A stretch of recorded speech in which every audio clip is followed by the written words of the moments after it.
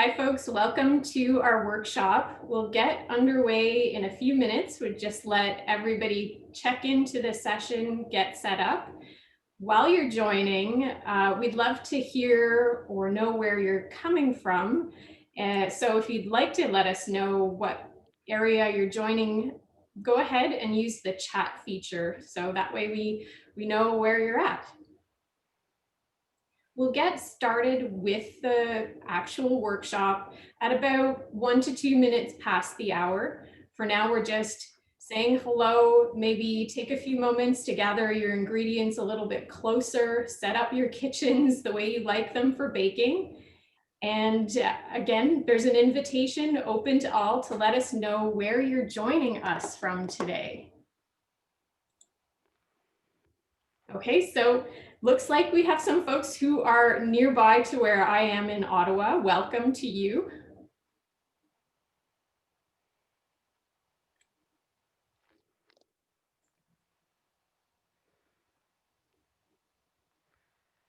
In addition to your ingredients, if you will be baking along with me, have your mixing bowls handy. You'll also need a large cookie sheet when it comes time to put the bars into the oven. Welcome, St. John, New Brunswick. That's lovely. And I'm delighted to see that we have friends and family joining from Toronto, Grand Forks, British Columbia. Outstanding. And from all the way in the suburbs of Chicago, Illinois. It's a delight to have an international audience. And again, a little bit closer to me in the Canadian War Museum from Canada. Welcome. We'll give folks maybe 1 to 2 more minutes to join and sign in. If you have other things that you'd like to share, the chat function is available. And we also have a Q&A that's open. So if you have a question related to some of the rationing information, or you missed a step, let us know. You can ask a question in the Q&A. That looks like the 2 speech bubbles.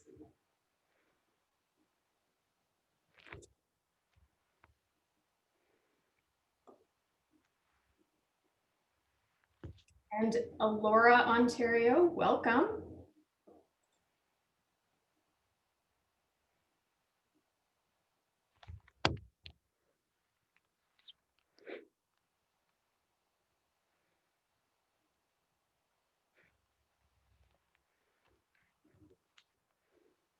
Great, let's get started. Welcome to Cooking for Victory, presented by the Canadian War Museum in conjunction with our new special exhibition, Forever Changed, Stories from the Second World War. My name is Kathryn Lyons, and I'm the manager of visitor experience at the Canadian War Museum. That's my formal title. I do have more of an informal reputation as a bit of a prolific baker, and I've missed over the past several months being able to bring in my treats to my colleagues. So this workshop is a good fit for me personally. I am speaking to you from my kitchen, which is located in Ottawa, not too far from the Canadian War Museum. And I recognize that both my house and the Canadian War Museum are situated on the traditional unceded territory of the Algonquin Anishinaabe Nation. And I am grateful for their continuing stewardship of this land. Before we really roll up our sleeves and get to baking, I'd like to introduce my colleague, Dr. Stacey Barker. She's joining us for this workshop, and she'll be sharing some of the historical context to what we're baking. Stacey, can you share a little bit about your background? Yeah, I'm a historian here at the War Museum. My title is Historian for the Arts and Military History, but I also have a great interest in the topic of food and war. I did my graduate work on Canadian food and agriculture during the World Wars, so this is a good fit for me. So that's why I'm here today. Wonderful, thank you. So we've shared where we're at today. Again, open invitation to anyone to let us know where you're joining. I know we have a lot of folks who are not too far from us in their own Ottawa kitchen, so welcome. But folks from as far as New Brunswick and British Columbia, and as well in the United States. So You can also use the chat function for questions, but should you have a specific question, go ahead and use the Q&A. Other folks can also upvote by pressing the thumb button to say that they have that question as well. And it helps us see the question faster if it's more popular or has a lot of people that have it. So as I mentioned, I do love baking. I especially love baking at special times of the year, including around the holidays. And during those times, that's when I tend to pull out my old cherished family recipes passed down from multiple sides of the family, from friends over many years. And there's something about that ritual and that process that really connects me to my own history. And so baking from history, Second World War history, is a way that we can connect and, if you will, make and taste history from 75 years ago. The historical recipe that we'll be baking is called overseas fruit bars. It's a recipe that we've found in our collections, and it's a nice lightly citrus flavored bar, but it has an interesting backstory to it. Stacey, what can you tell us about the source of this recipe and how it fit into the context of the Canadian home front? Yeah, before I start, I want to mention that Kathryn is in her kitchen at home, but I am here at the museum, which is why I'm wearing this mask. Anyway, the book that we got this recipe from is called the Fredericton High School Wartime Recipe Book, and it was published in 1942, and it's from our library's rare book collection. And there were dozens, maybe even hundreds of these types of books that were published during the war by all sorts of groups, schools, church groups, women's organizations. And they brought together recipes that would help Canadians deal with wartime food conditions. So rationing, shortages, that kind of thing. And this recipe, overseas fruit bars, I found reference to it in something that was published by the Department of Agriculture, because they had test kitchens. They had home economists who would work on these recipes, try to find the best ones. And so this one was considered a sugar saver recipe, which is very important during the war, because of course, sugar was one of the handful of commodities that we rationed in Canada. Great. Yeah. Oh, and I should also mention, sorry, overseas fruit bars, of course, because people were encouraged to make these to send overseas to troops that were posted there. So if you had a brother or a father or a sister posted overseas, getting this in a package, especially at Christmas time, would be quite meaningful. I'm glad you mentioned that, because that kind of connects to a reality that a lot of us are living currently. I've been making things, packing them up and dropping them off at folks' doorsteps because we're not able to visit in person as much as this time. So that's an interesting parallel. Mm-hmm. We are going to roll up our sleeves and actually get to baking this historical recipe. I'll switch my camera from time to time so you can have a close-up view of the ingredients and the steps. As I do that, welcome to folks now tuning in from Florida. And I will also mention that there may be some younger viewers who are doing this as part of an educational activity rather than perhaps their normally scheduled classwork. So definitely appreciate that. Our first step in the overseas fruit bar is going to be taking the fruits and nuts that give the recipe the name. So take those, put them into a medium-sized bowl. So that's the mixed peel, the raisins, and so you're aware, we are following the recipe pretty much as published in that cookbook, the steps included. Where I suggest a change or a modification, those are my own because of the testing that I've done, but by and large, this is exactly the recipe as it was intended to be made. The nuts in the original recipe were optional, so if you're not using any, that suits the original recipe's intention as well. I chose walnuts because that's a common ingredient that I saw in other recipes that specified nuts. I'm mixing that up, and then we'll add the liquid. Interesting thing about the liquid in the recipe is they gave the option to use orange juice, which is what I have, or syrup saved from canned fruit. And I kind of took that as an indication that households were encouraged to make the most of all the ingredients that they had and not let food go to waste. The last bit to add to our fruit and nut mixture is 1 teaspoon of vanilla.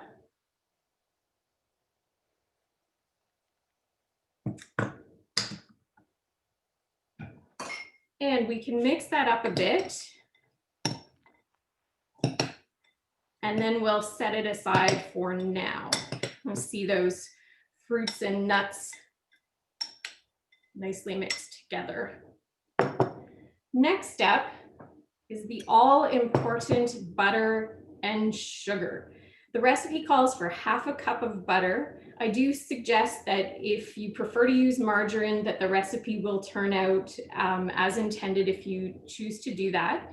And to the recipe, we'll add a full cup of sugar. It didn't specify brown or white. I've chosen to use white, but brown would be just as fine. It may make your bars a little bit darker or richer in flavor. So butter and sugar, Stacey. When I was looking at other recipes, a lot of the time they called for either shortening or even bacon or chicken fat in place of butter. And then the sugar, often recipes were labeled sugarless because not that they didn't have sugar in them, but they had sugar substitutes like corn syrup or honey.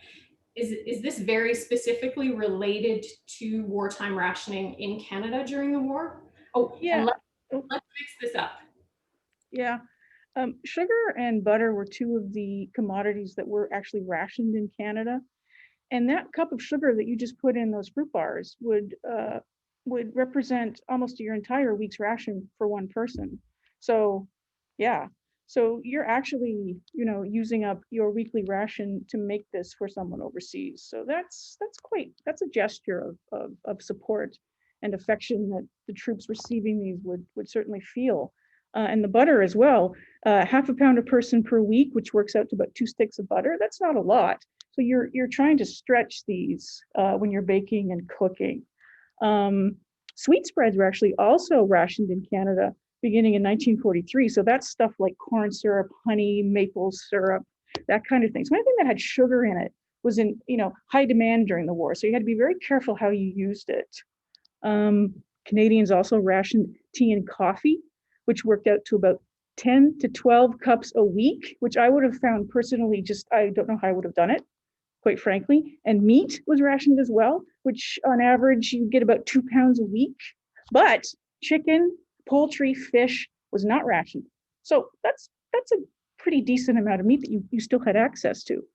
So that was the rationing status in Canada during the war. So it can be very inconvenient, especially when you're wanting to make these bars, but also it's not a huge hardship. It's nothing like it would have been in Britain, where people were dealing with food rationing that was much more extensive than here in Canada.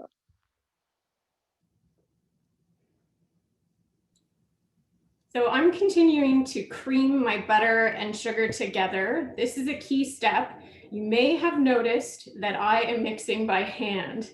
That is both out of personal preference, because I am a bit of a hand baker, but it's also, I think, in some ways, honoring the process of 75 years ago. Of course, if you're in your own home kitchen, you prefer to use an appliance, by all means do that. We'd like to get the butter and sugar well integrated, as fluffy and light as we can. And a note about why we chose a recipe that actually uses butter and sugar rather than some of those replacements. Now, I tested about a dozen recipes from the cookbooks that are in the War Museum's collections. And some of them called for shortening, others called for bacon fat. And my observations in baking with bacon fat was the results were less than delicious. And so we chose a recipe that though doesn't speak exactly to wartime privations, is a bit more familiar tasting to us today. So we have a question, and it relates to, were Canadians encouraged to have home gardens? And were preserves prevalent in wartime recipes? So I'll answer the second part based on my experience with wartime recipes and tips and tricks that I saw for kitchens. So absolutely, jams, especially homemade jams and preserves, and using fruit to sweeten recipes and fruit in place of a baked dessert was definitely encouraged.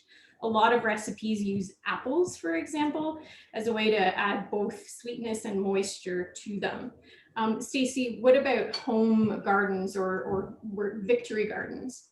Oh, absolutely. Victory gardens were quite popular during the war, despite being initially discouraged by the authorities who thought that it was just going to be a waste of time. Are people really going to grow enough food in their backyard or whatever to really help the food supply? But Canadians did it. And you know, it, they grew about 200,000 of these gardens over the course of the war. So it had to have had an impact on the food supply. And they saw it also as a morale boosting activity. You could really, feel like you were helping the war effort by growing food that you yourself would eat. You weren't taking it out of the communal supply. And I just want to add something to your comment on canning. Preserving was definitely encouraged by the government as well. And you could get extra sugar for preserving purposes on top of your sugar ration. You just had to fill out a special voucher and be able to prove that you actually used it for canning and preserving purposes. That makes sense. Mm-hmm. So a request to see the bowl with what I'm mixing. I'm still working away on my butter and sugar, getting them well integrated. And you may have noticed I had to step out of the frame very briefly. That is because I'd forgotten to take my egg out of the fridge. That is our next step. So the recipe calls for a beaten egg. You can beat yours separately if you like, or you can do as I do, which is to crack the egg into the bowl at the side, beat it lightly by itself, and then incorporate it with the rest of the batter.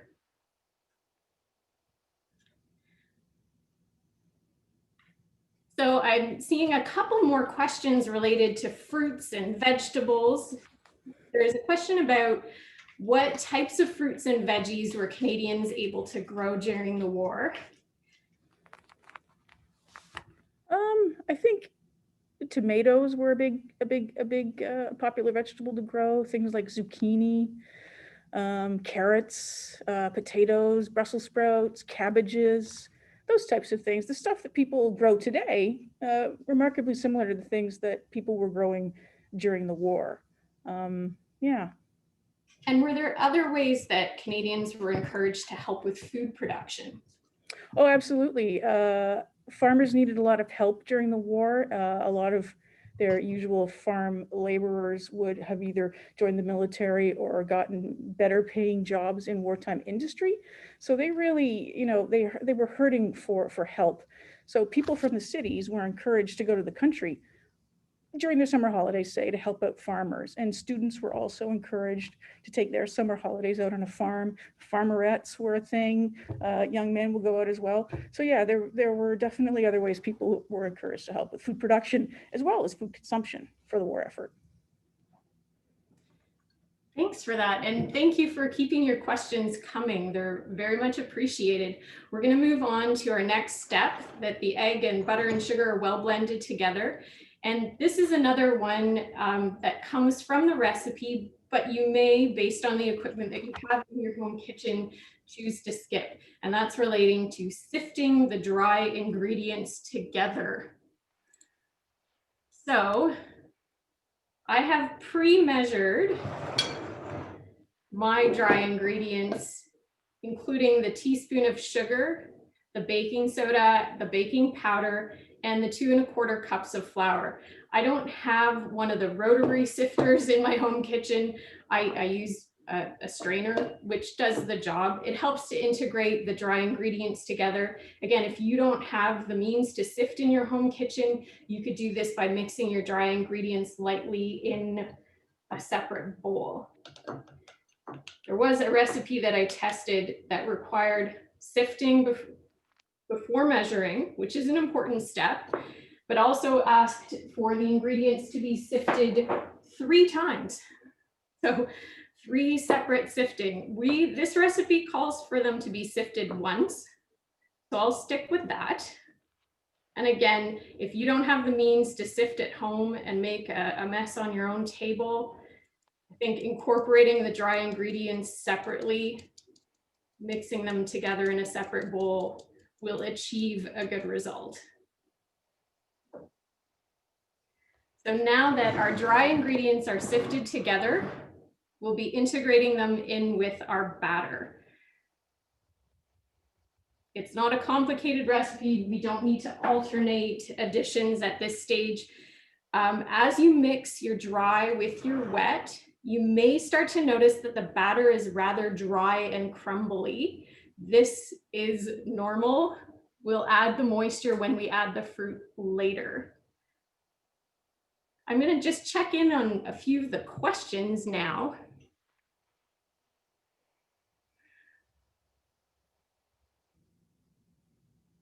So there's a question about whether, when we were doing research in our own collections, if we found mentions of prize-winning versions, like recipes from local fairs, that sort of thing. Like, was there a better version of the overseas bar? Stacey, you might have some reflections about local fairs and the recipes. I'll share my observations. So just keep mixing your dry ingredients. So my observation with the recipe books that I looked at, and I did consult a few other sources, there are some available online or in published sources. A lot of these were really community-based initiatives or local service organizations. So, you know, Mrs. So-and-so would submit her favorite recipe for one, and sometimes they're not even credited. I didn't see any that claimed to be prize winners. I don't know if you have a take on that, Stacey. Well, what's interesting is that I do a lot of reading of old newspapers from the war years. And if you go to almost every newspaper, every big newspaper had a woman's page. And this is where you would find a lot of the cooking stuff. And there were cooking columns that encouraged women, because women were mostly cooking for their families at this point. Not to say that men didn't cook, but again, the burden mostly fell on women. So they were encouraged to send in tips and tricks and recipes and what they've found worked best in the kitchen.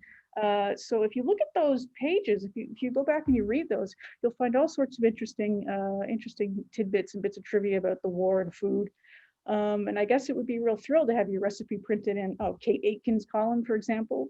She was a very famous Canadian at the time, kind of the Martha Stewart of her day, wrote cookbooks. And she went on, she had a very popular radio show where she also gave out these tips and tricks. So yeah, that's one aspect of the war that I always found very fascinating, the sharing of ideas and ways of coping. And my reflection, so somebody's made a really important point, so we'll just take a brief pause. Yes, now is a good time to preheat your oven. I recommend, if you have a relatively hot oven, it tends to be hot, go for 350. If your oven is a little on the cooler side, go at 375.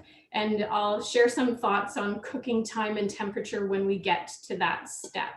I'd also like to give a special welcome to Janet, who is behind an Instagram account that I follow, Cooks for Victory New Brunswick, and she's been going through a process of cooking vintage recipes as well, and I've been following along. The Canadian War Museum is not the first to explore history through recipes, and I really hope we won't be the last, because as I said, it's a great way to make and taste the past. And I'll also say it's a way too to connect us to some of the experiences that people in our own families had. Maybe not the experiences that are documented in textbooks, but that are recorded in their memories and in their tricks and habits in the kitchen. Oh, somebody has asked what some of the other recipes I tested were. Okay, so some thoughts on that while I switch the camera. So you can see the batter right now is fairly dry. It kind of resembles loose crumbs, almost like a shortbread, if you will. And this is why our next step of adding the fruit with the liquid is an important one. It's really going to help things come together. So let's add all of that in, making sure we get the liquid. So as I mentioned, I tried about a dozen recipes so far this time around. The best and most surprising recipe in terms of how delicious it was something called the Bermuda cake. And what was surprising about it was it called for an entire can of condensed tomato soup. No joke, this is a sweet cake with raisins and spices and nuts, and yes, a globby, sloppy can of tomato soup poured right into the batter. I was skeptical, it was delicious. A delightful recipe that I found was called Kathryn Crisps. And of special note, Kathryn was spelled exactly correctly the way I spell my name. And they were essentially Rice Krispie squares with a hint of peanut butter. So I thought that was kind of amusing. I tried a cake with a dubious name, if according to me, called a man's cake.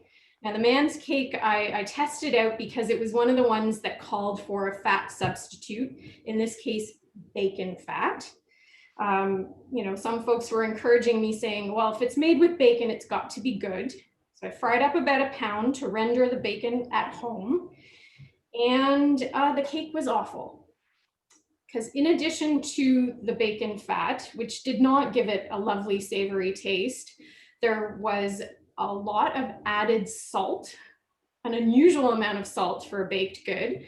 And then there was also an abundance of nutmeg. Like it was a lot of nutmeg. And oddly, the color of it did not turn out nicely. It kind of had a pale kind of fish underbelly look to it. And the texture was both dry and crumbly, so not appetizing at all. There was, I could go on. There were soft ginger cookies that were really very good. A whole range.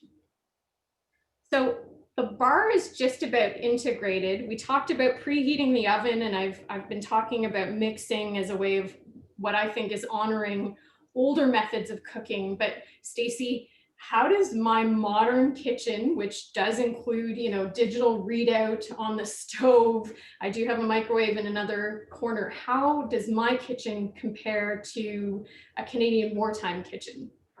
Well, you wouldn't have had a microwave or digital readouts. The basic contours of your kitchen would have been roughly similar. You would have had a stove, but not necessarily an electric stove. A lot of people were still cooking on stoves that were powered by wood or coal. You might have had a refrigerator, but most people still had ice boxes, ice chests. So those things that you put literally big solid blocks of ice into one side, and then you keep your food on the other side so it kept cool. But it's not a refrigerator. And a lot of what you would have depended on where you lived, because a lot of rural places still weren't completely electrified yet. So you wouldn't have had these appliances that were electric. How much money you had would have been a factor as well. Remember, Canadians are coming out of the Great Depression, and while they're starting to make more money during the war years, the amount of consumer goods available to you shrinks because we're cutting production to funnel resources into war production. So what you had in the 30s, you might have still had in the 40s. Yeah. So roughly the same stuff, but definitely more primitive in terms of the technology. Fair, and that meets an observation I made with a lot of the recipes. They don't often include the temperature at which to bake. They may make reference to a hot oven or a slow oven, which with Google and other searching, I've been able to convert. But again, the reflection is sometimes the cooking time or the cooking temperature specified in the recipe doesn't quite align with how precise or how well I know my own stove. But I mean, that's a fair point for any recipe. I appreciate that some folks have already made the tomato soup cake. And as I said, it really was a delicious surprise. We're going to move on to shaping the bars. So right now you'll need a floured surface. I'm using parchment paper on a cutting board. The recipe itself calls for a heavily floured surface, and we are going to turn out all of the dough, all the batter onto this board. And again, following the instructions in the recipe, they are very, very precise about how we are meant to shape these bars. So we'll turn out the dough. It's also an opportunity to incorporate any last bits that weren't maybe as well mixed as we'd like. And bear with me while I get my hands nice and dirty. Try to move this a bit more into the frame. And we're not kneading it like bread, we're pressing it, and the eventual goal is to get it so it's about 3/4 of an inch, which I believe is, well, a few centimeters thick. So 3/4 of an inch. That's the thickness. The overall shape will be rectangular. We are aiming for, according to the recipe, 12 inches. So I have actually a ruler with me as a reference. 12 inches is about 30 centimeters. And just keep working that and patting that dough down. While I do that, Stacey, somebody was wondering how the folks on the receiving end of these bars reacted. Do we have any like evidence in letters or diary about what it meant to folks to get something like this in the mail? Oh, absolutely. We have a lot of letters that servicemen and servicewomen sent back home. They were constantly writing letters back and forth. I mean, this is an era before smartphones, so the mail is a super important way to communicate with your family. And they would send back letters saying, you know, thank you so much for the parcel. We really loved what you included. The fruit bars were great. We shared it with our fellow soldiers, our fellow nurses. This is fantastic. Yeah, that's a pretty common thing that you'll find in letters home during the war, from the war. So a few comments and questions about methodology. Yes, I did have all my dry ingredients together, including the baking powder and the baking soda, when I sifted it with the flour and cinnamon. So apologies if that wasn't clear at that step. And then the comment of, well, why wouldn't they just put it on a baking pan? Fair point. I'm following the recipe. I think it relates to how the bars are meant to be prepped from this point forward. So what we're going to do is follow the instructions. And as I said, they're very precise about the dimensions of the bars. So we were aiming for about 12 inches or 30 centimeters. And we're going to aim to make strips. So probably useful to have a knife to do this. Any knife will do. We're going to aim for strips that are about 1.5 inches in width. And we just cut those into strips. You may wish to pay more attention to the overall aesthetic of your baking. I'm going to be a little less precise as we work together on this.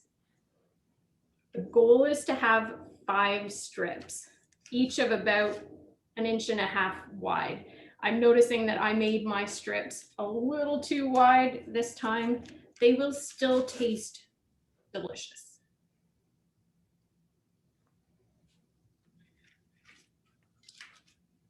All right, so next up, You'll need a cookie sheet. The recipe instructs for it to be greased. If you prefer to use parchment paper on your cookie sheets, that'll work just fine.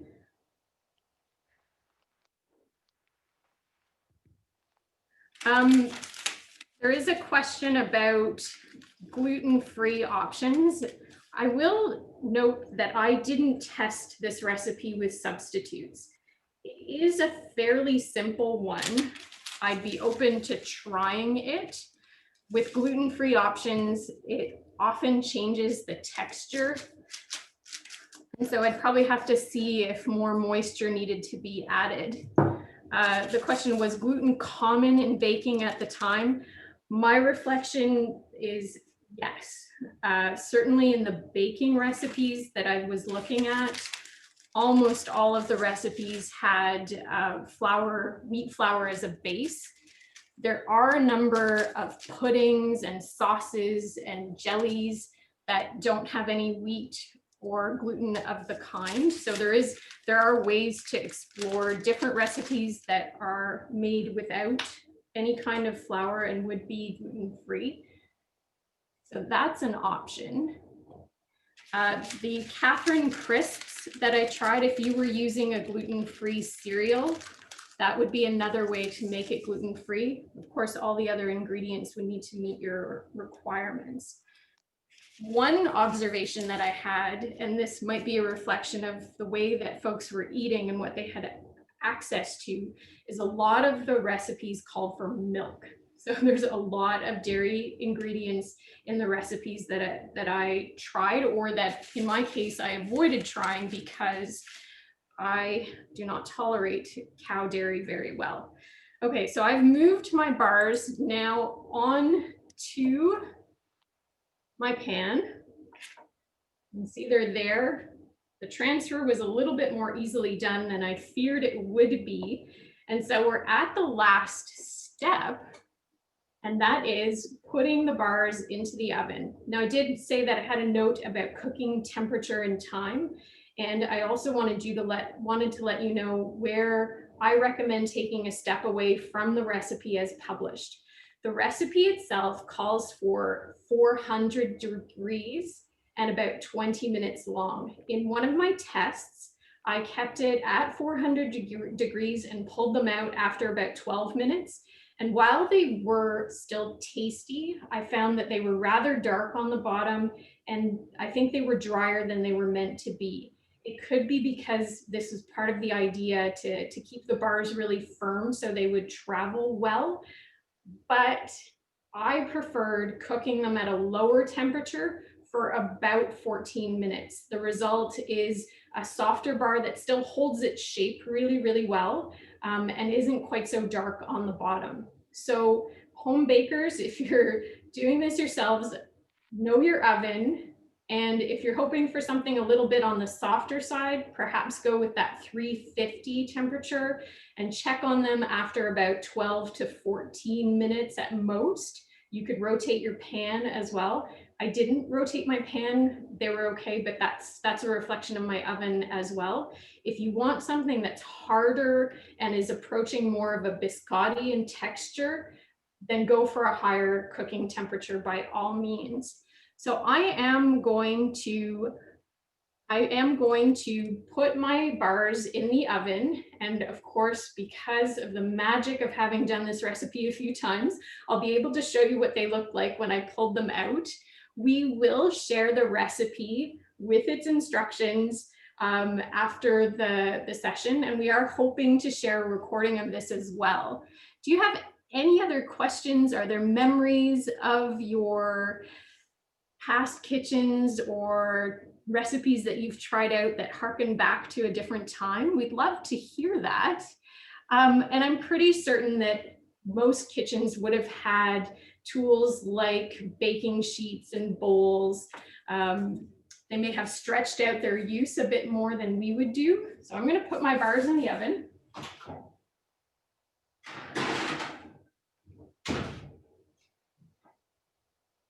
And I will show you what one of my test runs looked like. So you can see those bars studded with nuts and fruits.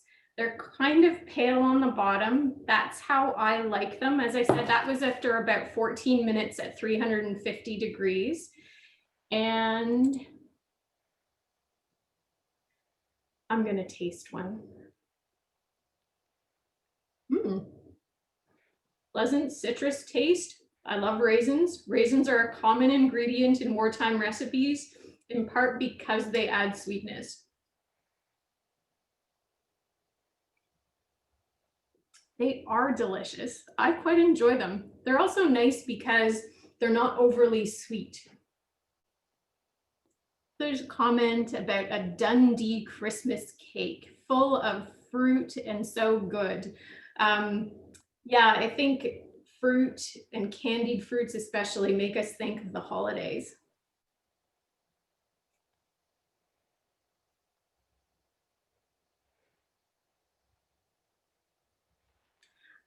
Someone's asking for, particularly you, Stacey, if you have any insight about a dessert called blanc manger, which I've also heard called blanc mange. There might be other ways to pronounce it.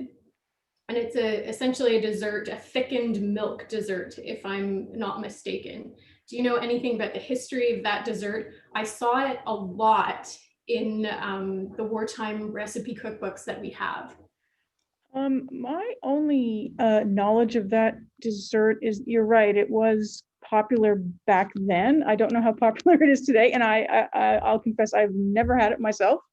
So if anyone out there knows anything about it, please let me know, because it's always looked and sounded good, but I've never personally partaken.